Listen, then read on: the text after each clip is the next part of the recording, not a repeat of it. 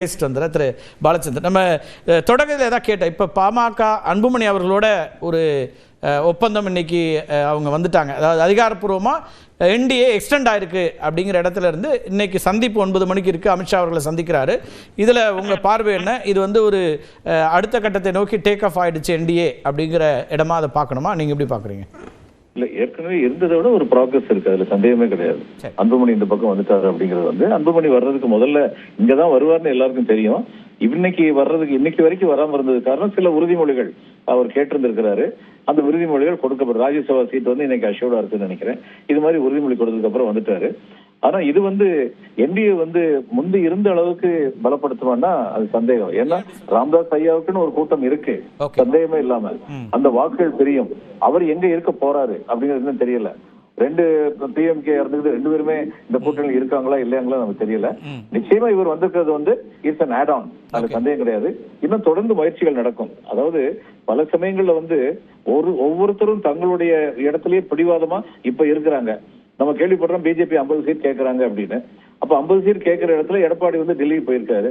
இப்ப இதை பற்றி சில பிரச்சனைகள், சில பேச்சுக்கள்லாம் எழுந்தன. உண்மைதான், தமிழ்நாட்டுல என்டிஏவுடைய தலைமை பொறுப்பு ஏடிஎம்கே ஏத்திருக்குன்னா இங்க வச்சுதான் எல்லாமே பேசியிருக்கணும் அப்படிங்கிறது உண்மைதான். ஏன்னா அவங்கதான் டிசைடிங் ஃபேக்டரா இருக்கணும் அப்படிங்கிறது உண்மைதான்.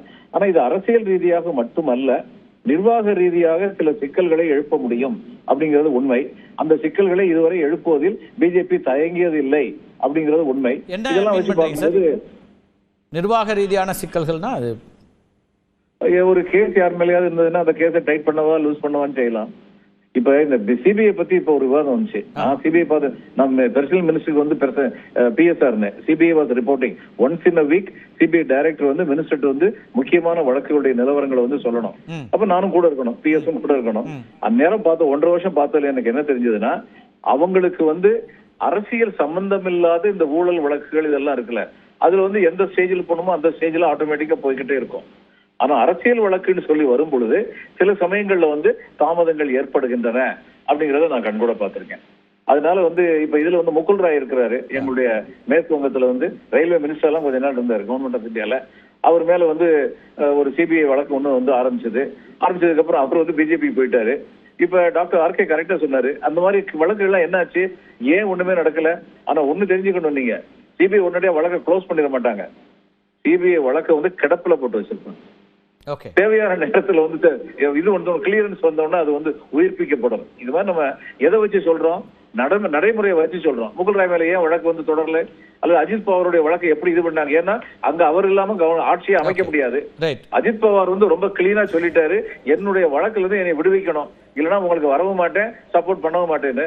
யாரு வழக்கு 64,000 கோடி ரூபாய் என்னமோ சொன்னாங்க ஊழல்னு சொல்லி, அந்த வழக்கை அவங்க முடிச்சு வச்சிட்டாங்க. The case has been closed. Okay.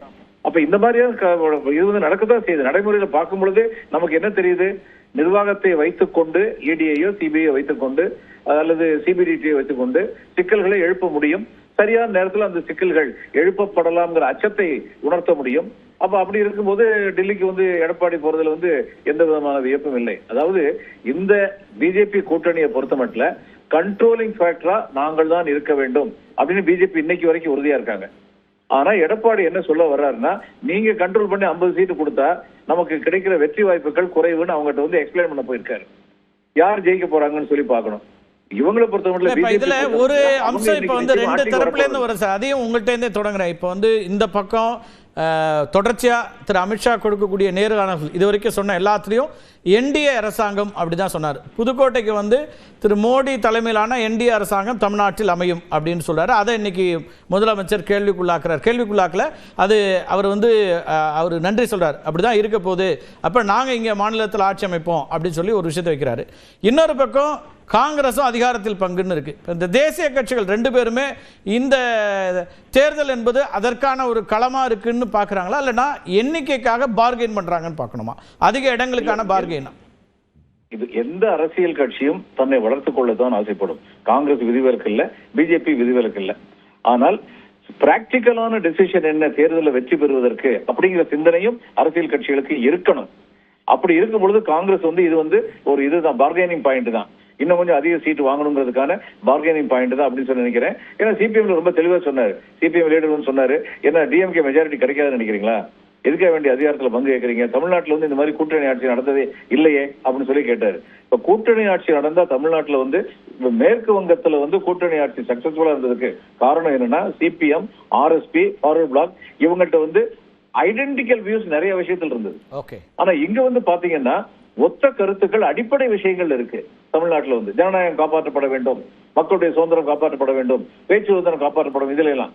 ஆனா எந்த வேகத்துல போகணும்னு சொல்லி விடுதலை சிறுத்தைகளோ அல்லது கம்யூனிஸ்ட் கட்சிகளோ விரும்புவார்களோ அந்த வேகத்துல திமுக போக மாட்டாங்க.